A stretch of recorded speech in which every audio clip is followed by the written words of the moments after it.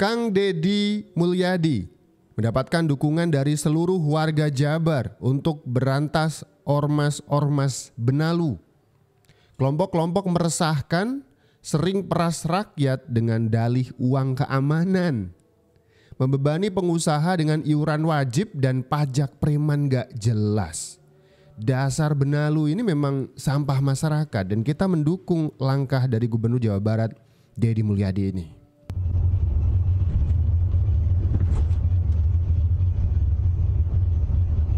Nih, lihat nih kelakuan preman nih. Yang seperti ini nih. Tuh. Itu harus diberantas yang seperti ini. Random setiap mobil digituin.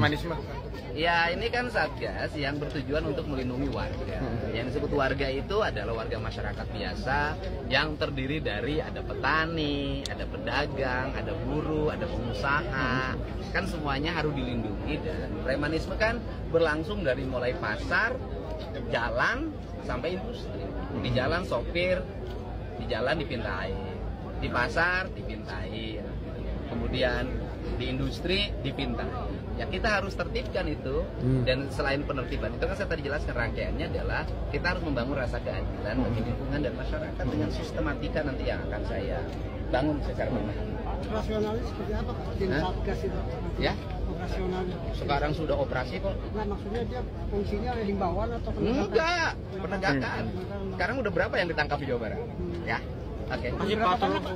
Dan langkah ini tentu membuat panas para pelaku-pelaku ormas dan juga para orang-orang yang menggunakan ormas ini untuk kepentingan mereka. Ini rahasia umum sih. Ada beberapa tokoh atau orang besar atau orang punya duit begitu, mereka menggunakan para ormas ini untuk tindakan-tindakan represif, menekan, kelawan dan seterusnya.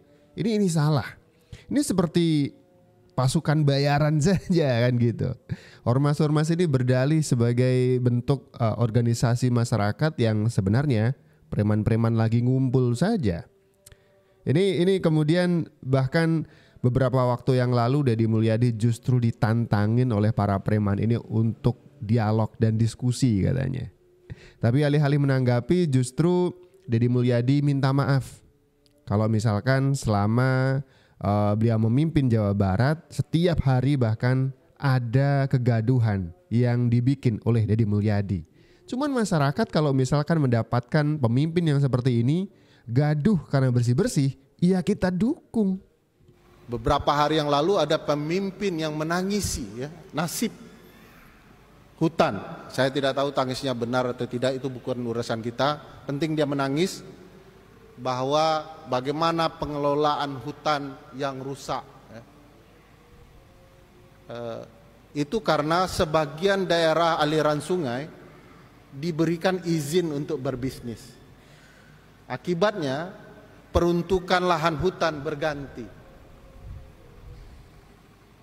Saya tidak terbayang kalau pemimpin hanya bisa menangis untuk itu. Yang harus keluar adalah kebijakan memastikan rakyat tidak lagi tertimpa bencana dan memastikan kebijakan itu betul-betul pro, tidak hanya pro kepada para pebisnis. Jadi nangis penting ya.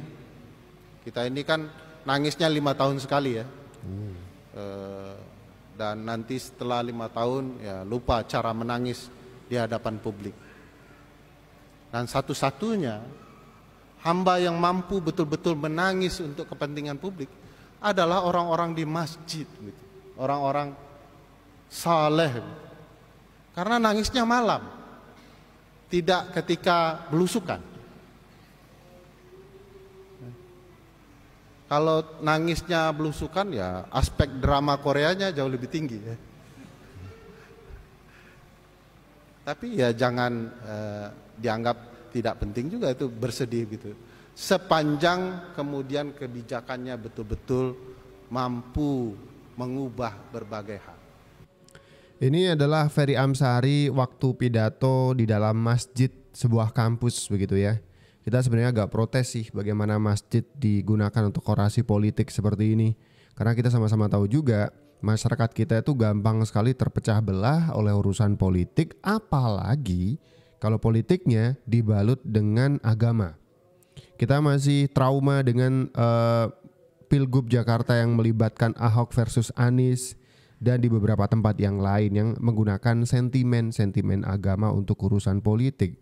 Nah sekarang Ferry Amsari, aktor dari apa istilahnya demo Indonesia Gelap, kemudian juga Dirty Vote, ini menyinggung Kang Deddy Mulyadi yang tempo hari menangis tersedu-sedan ketika melihat alam Jawa Barat itu dirusak oleh para investor. Mereka membangun dengan melanggar aturan dan sebagainya. Sebelum Kang Deddy memutuskan untuk membongkar beberapa bangunan liar yang merusak lingkungan, kedapatan kamera juga terekam Kang Deddy menangis melihat alam yang begitu porak-poranda karena keegoisan manusia.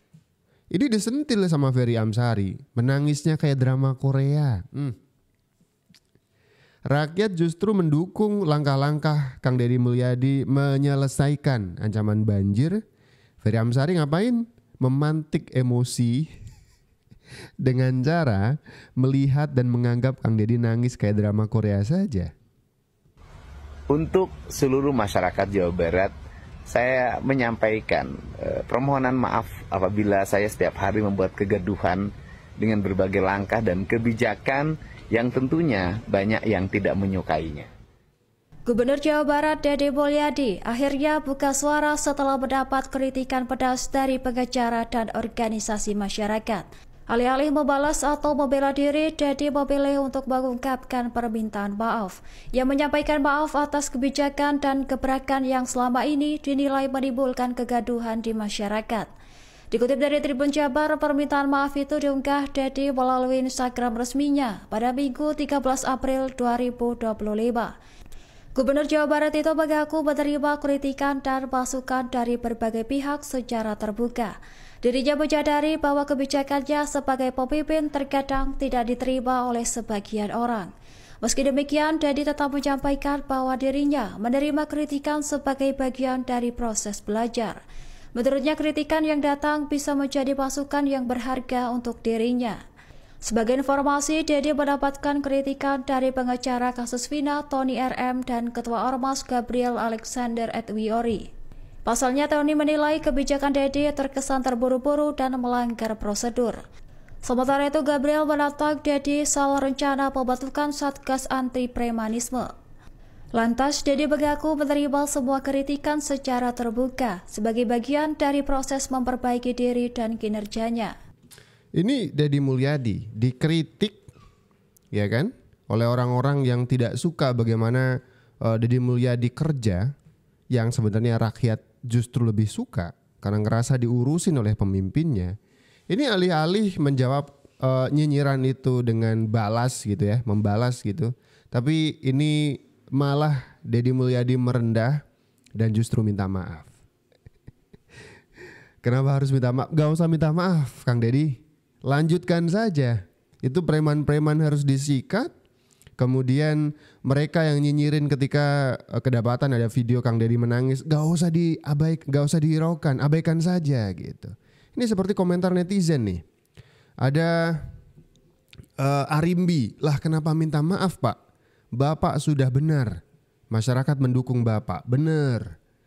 Apa kata Ferry Amsari, udah abaikan saja. Preman-preman yang ngerasa lapak dagangan mereka untuk palakin rakyat itu hangus, habis, digusur oleh Kang Deddy Mulyadi. Abaikan. Memang seharusnya rakyat punya hak untuk merasa nyaman dan aman di lingkungan mereka sendiri, tanpa harus terganggu dengan tingkah pola preman yang meresahkan kan. Jadi kita dukung. Ada Arfa, maju terus Pak, Bapak nggak salah, bener. Tidak perlu minta maaf Kang Deddy. Ada UB.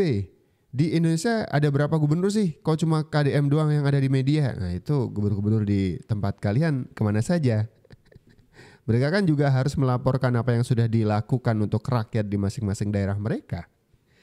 Ada Lutfi, lah jangan didengerin, lanjutkan Pak demi kemajuan Jawa Barat. Saya 100% setuju. Para tukang nyinyirin tuh kalau misalkan diberi jabatan tidak mesti mereka juga bisa kerja kok Pak.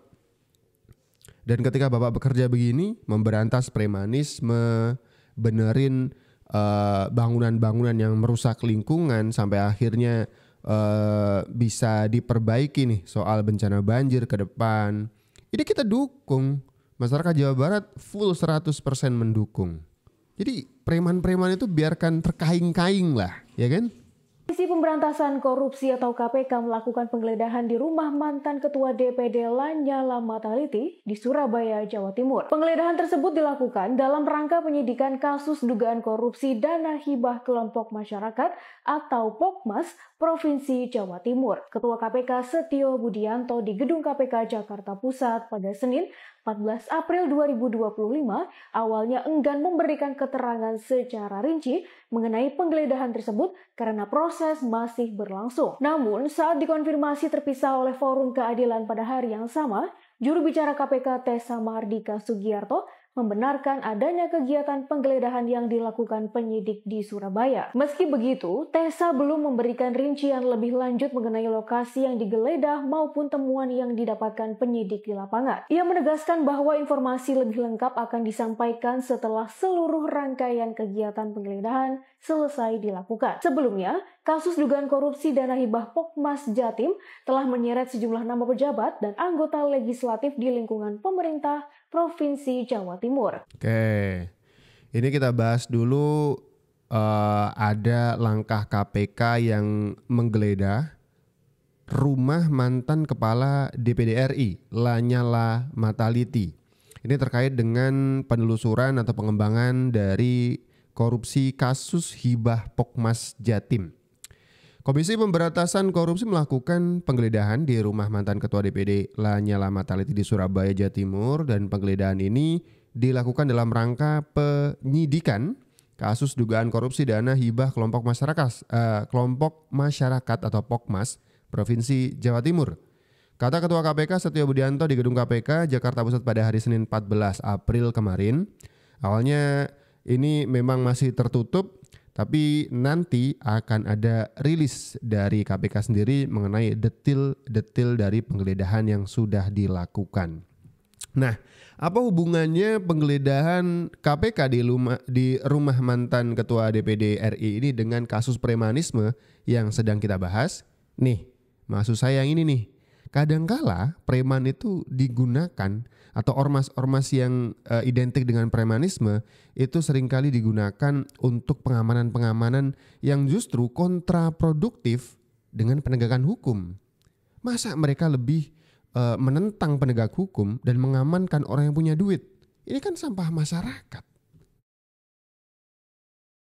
Nih, rumah anggota DPD Lanyala Mataliti yang baru saja digeledah oleh KPK tiba-tiba diamankan oleh sekelompok ormas. Sekelompok orang sekitar 20-an orang menggunakan seragam loreng-loreng menjaga rumah Lanyala Mataliti. Bayangkan ada KPK yang sedang bertugas untuk memberantas korupsi, melakukan penggeledahan di rumah yang terindikasi ada bukti-bukti korupsi di situ. Tiba-tiba ada ormas yang menghalang-halangi. Ini kan kelewatan. Ini siapa sih ormas-ormas ini? Jadi kalau Kang Deddy Mulyadi punya niatan untuk memberantas premanisme, saya sepakat. Saya adalah orang pertama yang mendukung Kang Deddy Mulyadi untuk membersihkan Jawa Barat, atau mungkin bisa menjadi inisiatif dan ide untuk para pemimpin daerah-daerah lain untuk membersihkan premanisme di daerah mereka masing-masing, ya kan? Ini dimulai dulu contohnya dari Jawa Barat oleh Kang Deddy Mulyadi. Bisa ditiru oleh para pemimpin, para gubernur di daerah masing-masing nih. Karena premanisme serius. Ini bukannya melindungi, ya melindungi sih, cuman untuk orang-orang berduit saja. Seperti ini nih, kasus korupsi, ya kan? Kalau pendapat kalian seperti apa? Coba tulis di kolom komentar.